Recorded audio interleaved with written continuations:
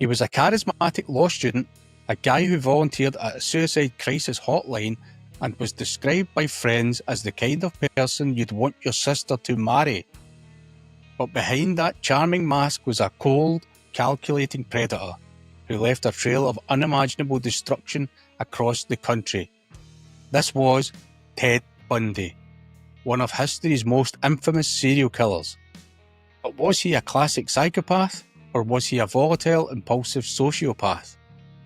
We hear these terms all the time, especially after a true crime binge, and they're often used interchangeably. But the truth is, they're often used to describe two very different kinds of monsters: the cold-hearted predator versus the hot-headed deviant. In this video, we'll journey into the minds of some of history's most notorious figures to finally get a handle on the chilling differences. And by the end, we'll unmask who was who, revealing the psychological blueprints that create these figures from our darkest nightmares.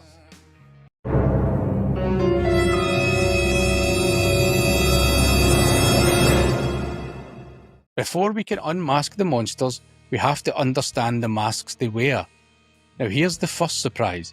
In the world of modern psychology, psychopath and sociopath aren't official diagnoses you'll find in the Diagnostic and Statistical Manual of Mental Disorders, or the DSM. Both of these popular terms fall under a broader, very real clinical diagnosis: antisocial personality disorder, or ASPD.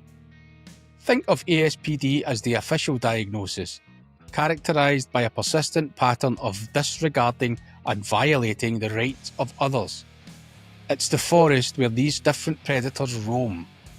While many labelled psychopaths would qualify for an ASPD diagnosis, some research suggests only a portion of people with ASPD meet the specific criteria for what forensic experts call psychopathy. So what separates them in popular understanding? The easiest way to think about it is the ice versus fire analogy. A psychopath is often seen as cold-hearted. They're defined by a profound lack of empathy and an inability to form real emotional bonds. They are calculating, manipulative, and can be incredibly charming.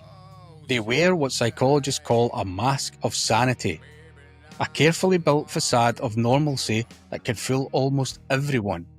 While not a DSM diagnosis, psychopathy is a well-established concept in forensic psychology, often assessed with tools like the Hare Psychopathy Checklist.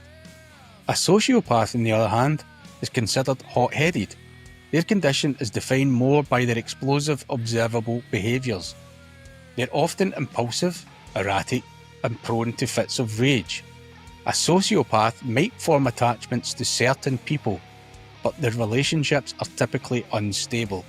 They have a weak conscience. It's there, but it's easily overpowered by their impulses. This brings us to the popular born versus made debate. It's often said that psychopaths are born that way, while sociopaths are made by their environment. This is a massive oversimplification. Current research suggests that severe antisocial traits almost always come from a complex cocktail of genetic predispositions and environmental factors. The real difference might just be in the recipe. Now that we have our working definitions, let's break down how these two types operate. This is where the lines between the cold planner and the reckless actor get clearer. First up, emotional capacity. This is probably the biggest difference. A classic psychopath has a very limited ability to feel emotions. Love, fear, remorse. These are words they can define and even mimic, but they don't genuinely experience them. That emotional void is what allows them to inflict pain without a second thought. They just don't have that little voice inside telling them they are wrong. A sociopath is different. They can feel anger, frustration, and maybe even flashes of empathy for a select few. The problem isn't total lack of conscience, but a very weak one that their impulses constantly shut down. This leads right into their behaviour. A A psychopath can be a master of calculated risk. Their crimes, whether financial scams or violent acts, are often meticulously planned. They are predators hunting a goal, carefully weighing the pros and cons to avoid getting caught. The sociopath is often the opposite. Their behaviour is impulsive and they fail to plan ahead. They act on a whim, with little thought for the consequences. This makes them more erratic and unpredictable, but it also means they're more likely to leave a messy, disorganised trail and get caught. Finally, let's look at how they fit into society. This is where the psychopath is truly terrifying. With their superficial charm and ability to fake emotions, many psychopaths lead seemingly normal, even successful lives. They can be CEOs, lawyers, or politicians, climbing the ladder by treating people like pawns. John Wayne Gacy, the killer clown, was a respected community member involved in local politics. Sociopaths, however, usually find it much harder to blend in. Their volatility and aggression makes it tough to hold a steady job or maintain relationships. Their life story is often a chaotic mess of failed jobs, broken families, and run-ins with the law. So what does this look like in the real world? Let's unmask some monsters. When forensic experts talk about psychopathy, one name always comes up: Ted Bundy. Bundy was a quintessential psychopath. He was intelligent, handsome, and so disarmingly charming that he lured dozens of victims to their deaths, often by faking an injury to win their sympathy. This is the mask of sanity in terrifying action. He displayed a massive ego, a complete lack of remorse, and an incredible ability to lie, even when faced with overwhelming proof. His crimes weren't impulsive fits of rage. They were organised, calculated hunts for power and control. He was a predator who enjoyed every part of the process, a clear sign of a cold, emotionally empty mind. Another chilling example is John Wayne Gacy. On the surface, Gacy was a pillar of the community, a successful contractor, and famously Pogo the Clown, who entertained kids at parties. But beneath that friendly mask was a monster who tortured and murdered at least 33 young men and boys, burying most in his crawl space.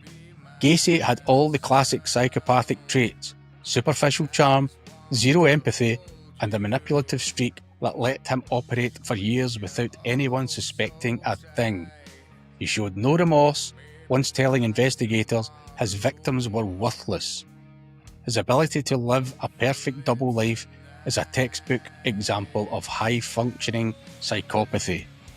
The idea that people like Bundy and Gacy can blend in so perfectly is a scary thought, isn't it? We're just scratching the surface here. If you're finding this look into the dark side of human nature fascinating, do me a favour and hit that subscribe button and ring the bell for notifications. In the comments below, let me know which case you find more disturbing: the charming manipulator or the community leader with a dark secret. Now let's shift from the cold planners to the hot-headed and impulsive. For this, we look at Richard Ramirez, also known as the Night Stalker. Ramirez terrorised California in the mid-1980s, and his crime spree was the polar opposite of Bundy's calculated approach. Ramirez's attacks were chaotic, brutal, and seemingly random. He used a variety of weapons, and his methods were notoriously disorganised, driven by raw impulse and aggression. Unlike Bundy, who wore a mask of charm, Ramirez was openly aggressive and didn't bother with manipulation to lure his victims. His history was marked by substance abuse and petty crime that escalated into horrific violence, and he left a messy trail of evidence at his crime scenes. He fits the popular model of a sociopath: hot-headed, dangerously impulsive, and leaving a path of pure chaos in his wake. So after our journey into these dark minds, what's the key takeaway? The psychopath versus sociopath debate isn't just about picking the right word, it's about seeing that evil isn't one size fits all. The psychopath is like the snake in the grass, often born with a different wiring.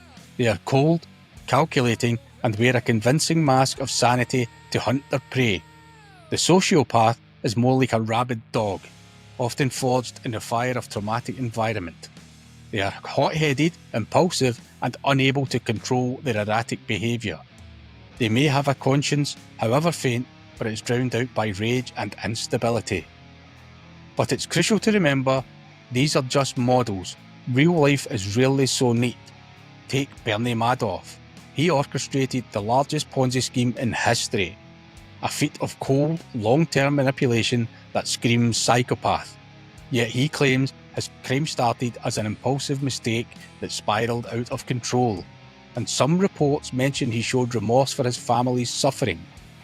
The truth is likely a messy combination, proving that these labels are tools for understanding, not perfect boxes.